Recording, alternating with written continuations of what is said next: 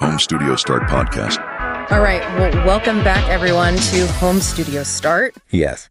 Today, we are going to take a deep dive into something that I know a lot of you probably struggle with. Yeah. And it's something that we hear about all the time, Yeah. in the comments and stuff. Yeah. Royalty-free music. It's a big one. Yeah. So if you're somebody who is pouring their heart and soul into creating videos, if you're launching your own podcast, if you're composing music and you want to use some other tracks without the licensing headache, well, then today's episode is for you. Yeah. If you're making anything and you want to add music to it, this is definitely the deep dive for you. This is it. Absolutely. So navigating the world of music rights, it can feel like you're trying to decipher an ancient scroll. Yeah, for sure. It can be so confusing. Really can. There's so much jargon. And so our mission today in this deep dive is to cut through that confusion. Yeah, we're going to decode all that. Yeah. We're going to break down what royalty-free music actually means for you. Okay. We're going to demystify those all-important licensing agreements. And we're going to give you the knowledge to confidently soundtrack your projects without those nagging worries about legal issues or surprise costs. Yeah. I mean, you don't want any of that. No, you don't. That's no fun. So whether you're just getting your feet wet with your first online course or you're putting the finishing touches on your indie game, or even if you're a seasoned pro looking for some more efficient solutions. Absolutely. Understanding royalty-free music is a total game changer. For sure. It really is. It is. It unlocks so much potential without that financial and legal stress. Absolutely. So let's get right to it. For those of you who are wondering, what is royalty-free music in a nutshell? Okay, so royalty-free music, that's a big term. It is. It's a licensing term. Yeah. So at its core, you're licensing a piece of music so you can use it in your projects, and you don't have to pay ongoing royalties every single time it's played or viewed. So you can think of it almost like a one-time payment that grants you the right to use that music. You know, that term royalty-free can be a little deceptive, can't it? A little bit. Because it almost sounds like it's completely free. Right, like free. Like $0. Yeah. Free beer. Exactly. It sounds like you're getting something for nothing. Right. But you're not. Right. You're paying something. You're avoiding those recurring royalty payments, right, which is huge. Right.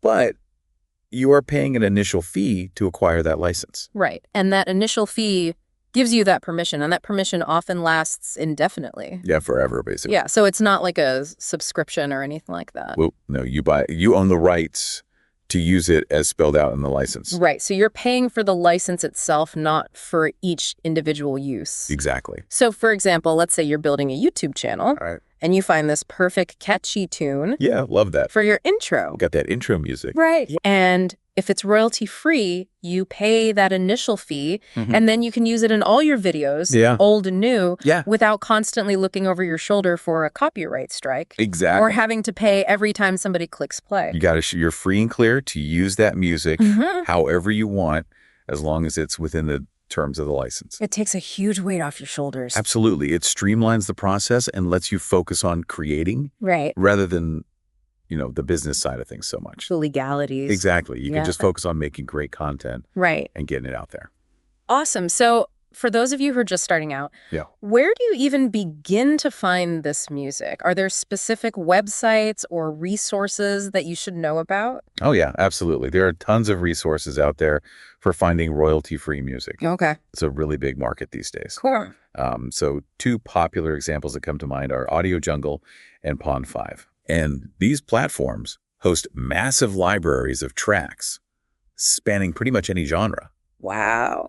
And mood that you could imagine. And what's really useful is a lot of these sites let you preview the tracks before you buy the license. Oh, that's huge. Yeah, it's really helpful. You don't want to, shell out a bunch of money and then realize like, oh, this doesn't actually fit. Exactly. You want to try before you buy. Right. Try before you buy. Exactly. Make sure it's the right vibe for your project. Now, you mentioned earlier the importance of reading the licensing agreement. Oh, yes. Always read the fine print. Yeah. What kind of restrictions might you typically find in those agreements? Okay. So even though it's royalty free, the license agreement is going to spell out exactly how you're allowed to use the music. Right. So some licenses might restrict its use in certain types of projects, like let's say a huge commercial advertising campaign aimed at a national audience. Oh, wow. Yeah. So you gotta understand those limitations, make sure that you're using the music legally and ethically. Okay. So you've got a handle on what royalty free means. Hopefully. Hopefully.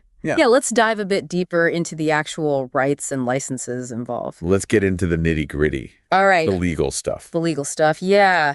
So you mentioned exclusive and non-exclusive licenses. Yeah. What's the main difference there? Okay, so an exclusive license, it's kind of like it sounds. Okay. It grants you, as the licensee, the sole right to use a particular piece of music in very specific ways. So nobody else can use it. Right, exactly. The creator can't license that same track to anybody else for those exact uses. Okay. So think of it like, if you're commissioning a soundtrack for your independent film, Okay. you're paying a premium Right. for that exclusivity. So no one else can use that music in a similar project. That sounds like it would come with a much bigger price tag. Yeah, generally, yes, Yeah. because you're essentially buying out the potential for anyone else to use that music Right. in that way. Okay. So that's exclusive licensing. So non-exclusive is kind of the opposite. Yeah. Non-exclusive is way more common in the royalty-free world that most people are dealing with. Right. So a non-exclusive license allows multiple users to license and use the very same track. Okay. So the same piece of music might be licensed to a popular vlogger for their intro sequence and someone else entirely for the background music in their podcast. Okay. Both people are paying a fee for that non-exclusive, Right.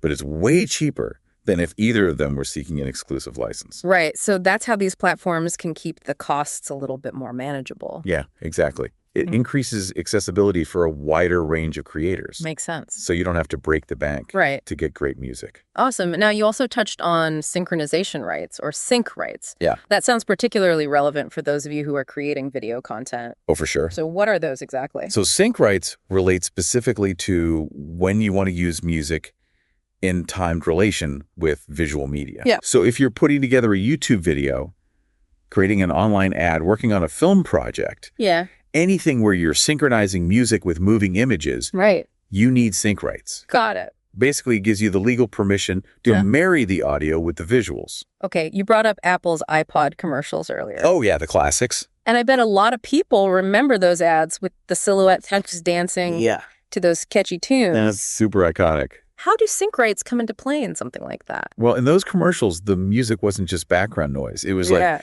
essential to the storytelling. Right. It was part of the vibe. Exactly. It was part of the feeling, part of the brand. Yeah.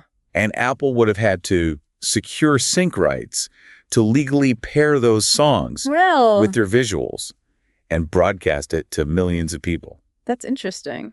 Yeah, so it's a perfect illustration of why sync rights are so crucial for anyone working with video. So when you're browsing a royalty-free music library and you're planning on using the music in your videos, you need to specifically look for licenses that include sync rights. Yes, absolutely. Most reputable royalty-free music platforms will clearly indicate whether or not their licenses cover sync rights. Okay, perfect. It's a key detail to look out for.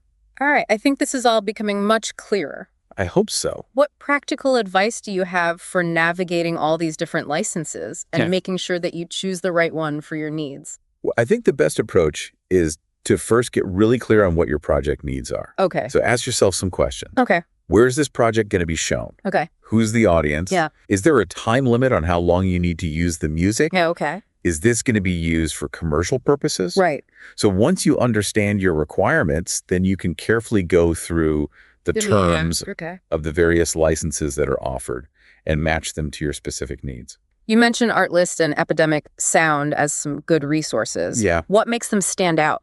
I think those two platforms are known for having more straightforward and often subscription-based licensing models. Okay. So it's kind of like a one-stop shop. Right. You pay a monthly fee or a yearly fee. Right. And you get access to a huge library of music, and you can use it pretty much however you want. Okay. So it really simplifies the process. That sounds a lot more user-friendly. Yeah, definitely. All right, now let's zoom in on some of the essential terms that you'll actually encounter. Okay. In these royalty-free music agreements, we've already mentioned, license usage rights and attribution. Yes, those are the big ones. Yeah, let's break those down a bit further. Okay, so license, we've talked about it a bit, but to reiterate in this specific context, a license in royalty-free music gives you the legal permission to use a particular piece of music in your projects Okay. after you've paid that one-time fee. So it's the agreement that allows you to skip those ongoing royalty payments. Exactly. Okay. Think back to that YouTuber we talked about. When they purchase a royalty-free music license,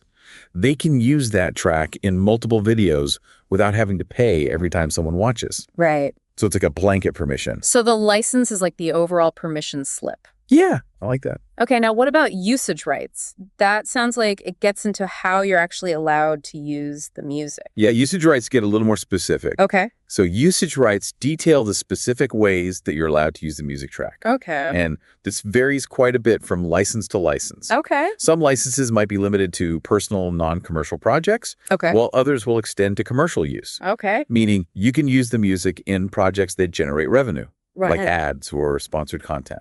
So this is why it's so important to read the fine print. Oh, yeah. Always read the fine print. Especially if you plan on using the music for any kind of commercial purpose. Yes, definitely. Yeah. You want to make sure the license covers that specific type of usage. Right. You don't want to accidentally use a track that's only licensed for personal use in like a big marketing campaign. Exactly. That's a recipe for trouble. Right. And then there's attribution. Yes, attribution. What does that involve? So attribution is all about giving credit to the artist Okay. who created the music.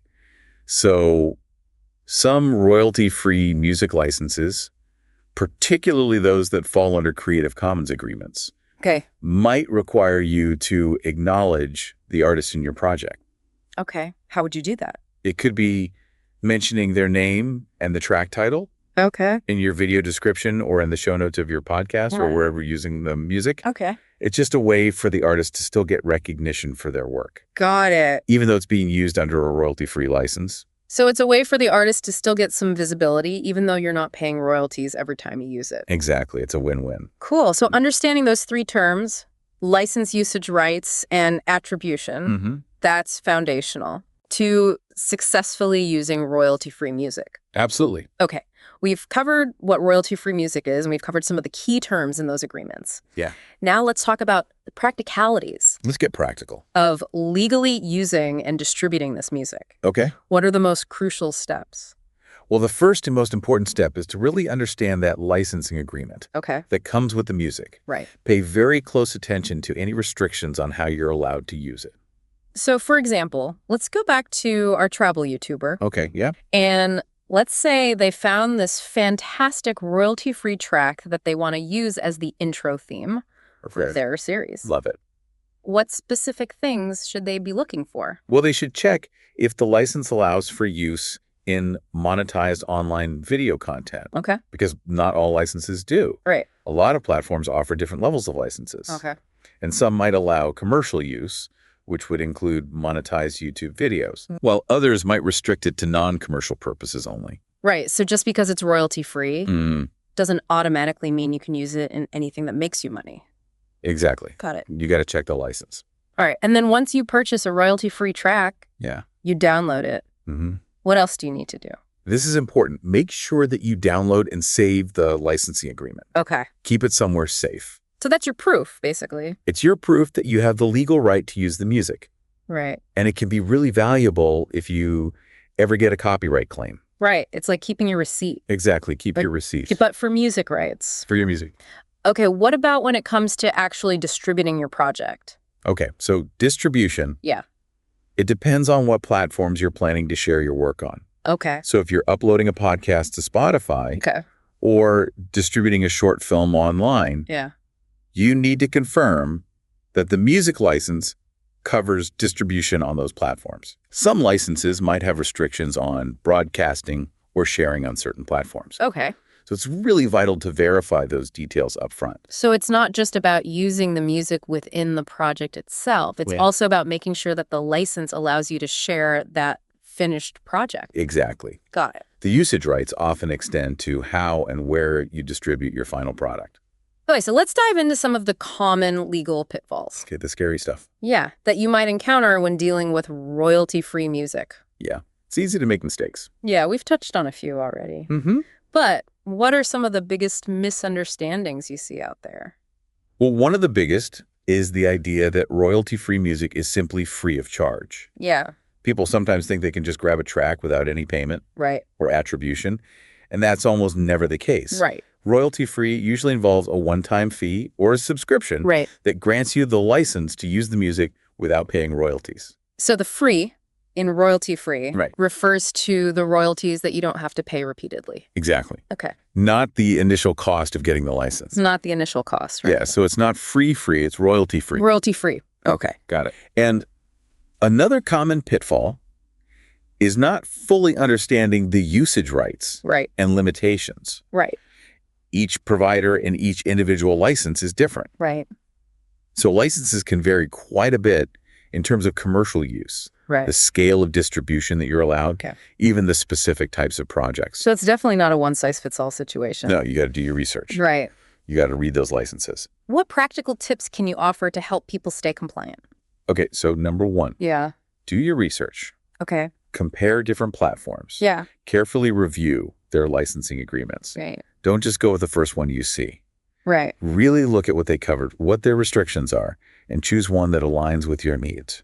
Okay. And number 2. Number 2, keep meticulous records. Okay. Save your receipts. Yeah. And most importantly, keep copies of those license agreements Right. for every track that you use. Right. This is so valuable if you ever have questions or disputes. Yeah, it's like your insurance policy. Exactly. Protect yourself. And then lastly, Lastly, if you're ever unsure about any of the terms, yeah. especially if they're confusing, Mhm. don't hesitate to get legal advice. Right. As someone who specializes in intellectual property, Yeah, it's always better to be safe than sorry. absolutely. Okay, so to recap everything we've covered in this deep dive today, Right? we've learned that royalty-free music isn't free. In terms of cost. Right. But it's free from those ongoing royalty payments. Right. Once you've obtained that license. We've explored the differences between exclusive and non-exclusive licenses Mm-hmm. and why sync rights are so important. For video people. Yes, Okay. especially. And we've talked about license usage rights and attribution Yeah. and how important it is to read. Oh, so important. And retain those licensing agreements. Absolutely. So by understanding all of these key elements, you're empowered to make more informed decisions Yes, you are. about the music you're using in your project. You're in control. You are. It's a good feeling. Yeah. And by taking the time to understand those legal frameworks, you can free up your mental energy to focus on what you do best, Yeah, what's that? which is creating great content. That's it. Awesome. Yeah, and the right soundtrack can really elevate your project. Oh, for sure. Connect with your audience on a deeper level. Yeah. Make a lasting impression. It changes everything. It really does. So we encourage you to explore the many reputable, royalty-free music libraries that are out there Yes, and see how music can enhance your creative vision absolutely. and unlock those new possibilities. Music is powerful. It is. It can change everything. That's a fantastic thought for everyone to consider. Yeah, think about it. Thank you so much for taking this deep dive with us today. My pleasure. It's been really enlightening. I hope so. I think so. Yeah. And hopefully really helpful for everybody. Always happy to help creators navigate this stuff. All right, we'll see you all next time. See you later. Bye.